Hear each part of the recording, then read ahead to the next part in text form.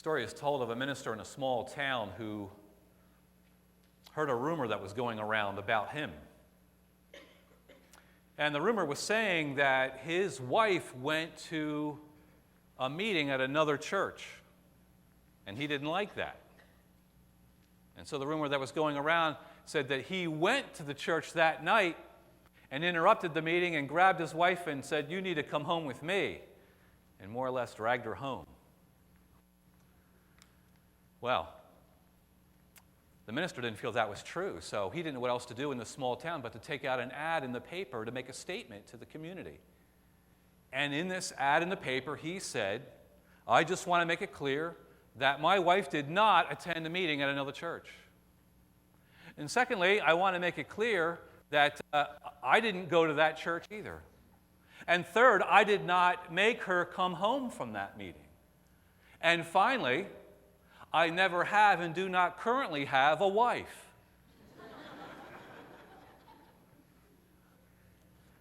How do these things get started?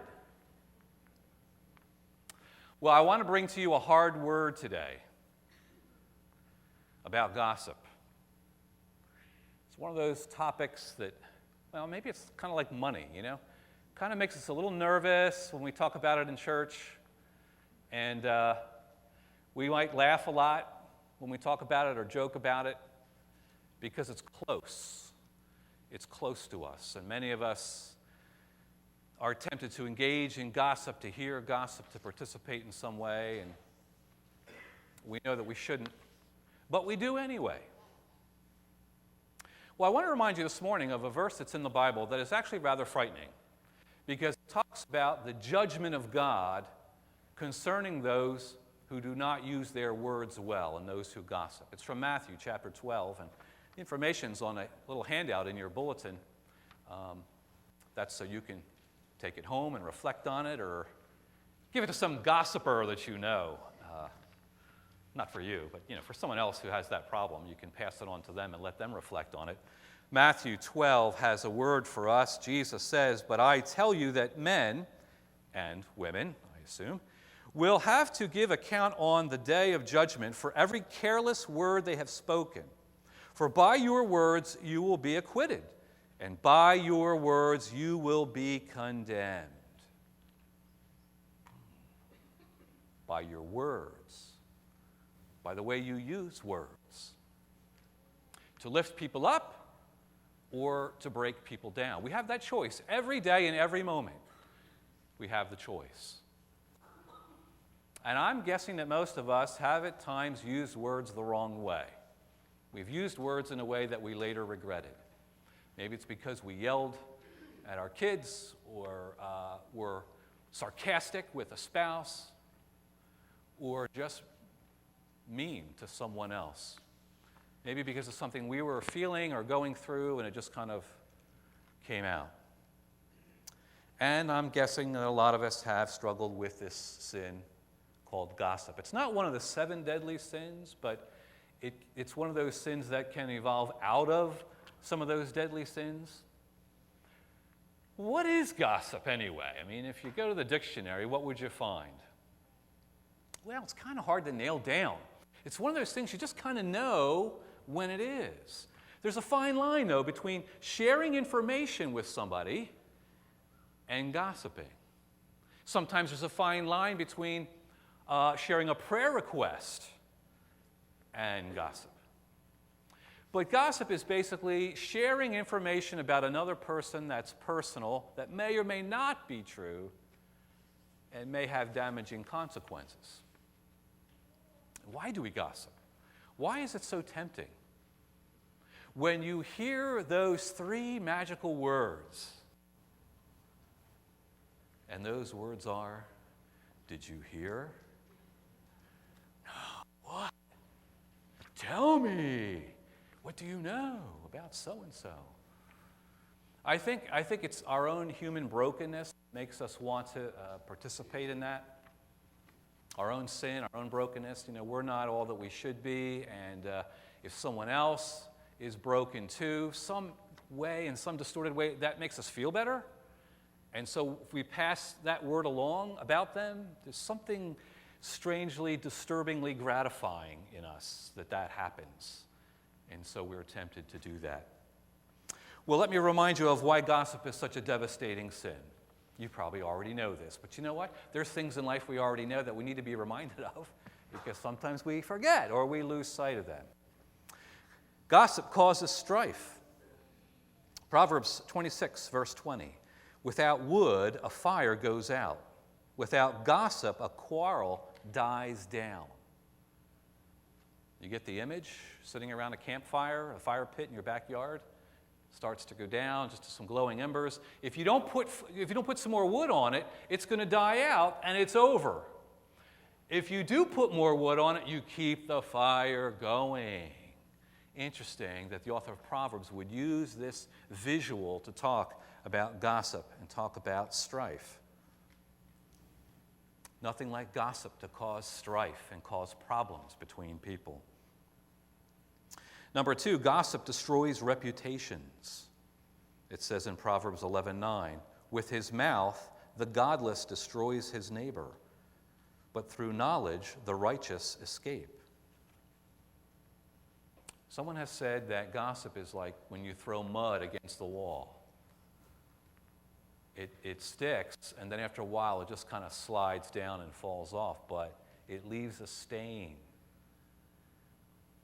When we say something about somebody that may not be true, it might be later proven to be untrue, but the fact that it was said and the words came out and it went into a person's mind, it kind of lingers for a while, maybe for a long while. Sometimes the gossip gets passed on in a way that the person being gossiped about will never be able to clear their name in the minds of other people. Because of our brokenness, we like thinking the worst of people sometimes. Leaves a stain. I think about people who've been convicted of a crime and go to jail and start to serve their term, and then years later, through DNA testing, they find out that that person is not guilty of that crime, and they get released. But there's always sort of that stain, because at one point they said that he did do it. And even though they let him out, there may be some lingering doubt that maybe he really did do it. That's that stain that remains. Third, gossip separates friends. Proverbs 16:28. A perverse man stirs up dissension, and a gossip separates friends. There's no way to ruin a relationship faster, I think, than to gossip. Buddy. Comes between friends, good friends, lifelong friends. Those friendships can be ruined by saying things that should not be said and passed along. It's like the 4 ministers that went out on a boat to go fishing. The fish weren't biting, so they're just kind of sitting around. They get to talking, and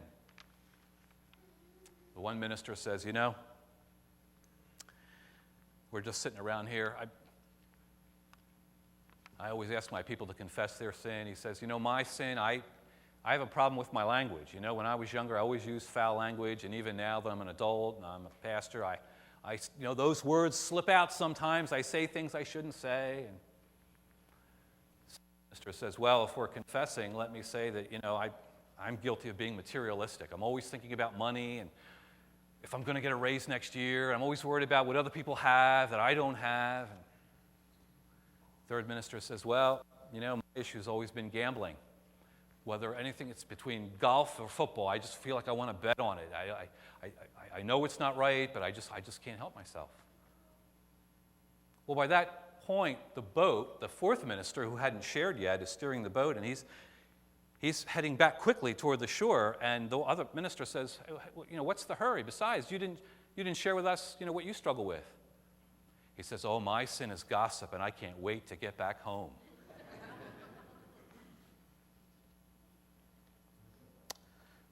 There's a reason why so many verses in Proverbs concern the issue of gossip. Because Proverbs is a book of wisdom. If you read the book of Proverbs, you'll find lots of sayings about how to live wisely. And if you want to live wisely, then gossip cannot be part of your life. because it's a relationship killer. And that's why the author says so much about it. Well, there's no point in talking about gossip and saying how bad it is unless we're going to say something about how to stop or to find some ways to detach yourself from that. So let me give you a few suggestions. And there's some acrostics out there, words where each letter stands for a word that you can find when it comes to gossip. Stop gossiping. But basically, to really try to come against gossip, you really want to ask yourself a couple questions. And the first one is it true, what you're hearing? Is it true? Because our tendency is to think that if someone told us something, it must be true. We heard it. We heard the words. And even if we heard it from your sister's brother-in-law's cousin's child, it may not necessarily be true. You ever play Whispering Down the Lane? I used to do that with college students when I taught some college classes on communication. I have 25 students in a class, and I would hand a piece of paper to the one student on the end with a message, a short message, and I would tell them, turn around and tell the person next to you, and they'd go all the way around the room. You wouldn't believe what they came out with at the end, which goes to show that sometimes gossip is created and grows and wood gets thrown on it because we don't hear correctly. Audibly, we're getting the words wrong. And that's what often happened in playing Whispering Down the Lane. So not only is there this sort of sad desire that we have to pass on somebody's business, but we hear things wrong, and we send that message along. So we need to ask, is it true? And then we say, yeah, it's true. I saw it on the internet. Well, your chuckling tells me that you know that not everything that's on the internet is true. Be mindful of that. Is it fair? Is it fair what you heard? Is it fair to hear that? Is it fair to say that? Is it fair to pass that along to someone else? Because, sometimes we hear something from one side. In counseling circles, we sort of say there's his side, her side, and then there's the truth, sort of somewhere in the middle. People watch certain newscasts because they feel it's the best news, whether it's CNN or Fox, and feel that it's completely neutral. It's not, slanted in any way. Folks, the truth is that all communication is coming from some source, and that source is a slant, whatever it may be. And so when we hear information about somebody, we might need to stop and ask that age-old question, am I considering the source? Because sometimes it matters who you're hearing information from. Is the person who's telling me this slanderous information, do they have an issue with the person that they're gossiping about? Because if they do, then they're probably smiling as they're telling me this information, hoping that I'm going to pass it along. Is it fair? And I guess the last question is simply, is it necessary or is it helpful? Does this information need to be known? Does it need to be passed along? Is someone's life at risk? If this information is not passed along, will someone die? Or are you just tempted to say it because it kind of feels good? The other thing to do is to keep in mind two rules. These are rules that I try to live by, and I use the word try when it comes to gossip, when it comes to speaking of other people. And the first rule is simply based on what Jesus said. Treat other people the way you want to be treated. Talk about other people the way you would want to be talked about. You would want people to speak of you in a way that's true and honest and fair and helpful. Are we doing the same when we talk about other people? And secondly, when you're tempted to talk about somebody else and their business, picture them standing right next to you, right there. And then go ahead and say what you had felt you wanted to say. Because I'm guessing that if you picture them right there in the room with you, you will not share the information the same way. Do you agree? Have you ever come upon a conversation that had involved you and the people talking about you didn't know you were going to come into the room?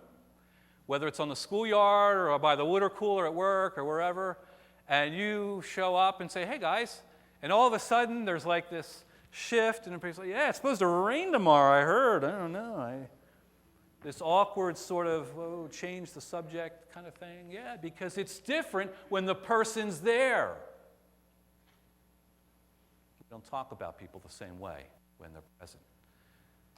We do the nicey nice thing if they're present because we feel like we're supposed to and we don't want to hurt their feelings. Well, imagine the person near you when you go to speak of them. All this probably comes together in one last story, and that's the story of the woman who was the big gossip in town. She knew it was her problem, it was her sin, she often gossiped, and so she went to the priest. This is years ago in a little village, and she says, Father, I've been sinning, I can't help but gossip, I hear some juicy tidbit, and I just want to run and tell somebody. And the priest says, well, here's what I want you to do for your penance. I want you to walk into town and go to the market and buy a chicken that's been prepared to eat, whose feathers have not yet been plucked. And I want you to buy that chicken, and I want you to bring the chicken back to me. But along the way, as you walk back to the church, I want you to pluck the feathers one by one as you walk along the path. She thought it was kind of an odd request, but she figured she'd do what the priest said. So she goes into town, she goes to the market, she buys the bird, and as she's walking back to the church, she's pulling out the feathers one by one. And finally she gets back to the church and sees the priest and says, well, I did what you asked me to do. And he says, very good. Now he says, what I want you to do to complete your penance is I want you to go back the same path, and I want you to collect all the feathers that you pulled out. She said, well, I can't do that. The wind's been blowing and the feathers have gone all over. There's no way I'd be able to find all the feathers that I pulled out. And he said, exactly. So it is with the words that you have shared. They've gone into the ears of others and come through the mouths of others and been passed on. You cannot collect them. They've already done their damage. So it is with gossip. We can use our words to build people up, or we can use words to knock people down. Whatever we choose will be held accountable. And that's what Jesus is saying in Matthew 12. All people, including the Lord, will have to give an account for how they've used their words, whether to help or whether to hurt, whether to let a fire die out or whether to add wood to the fire. God, help us with this sin. It's a sneaky sin, Lord. Sometimes we're sharing things we shouldn't, and we don't even realize it till maybe after it's happened. Lord, help us to keep our motives clear and pure. And help us always to be mindful of how you have loved us, that we might love others the same way, not only in our actions, but the way in which we speak, knowing that we shall be held accountable one day. We ask for your help, Lord, for without your help we cannot be all that you call us to be. This we pray in Christ's name. Amen.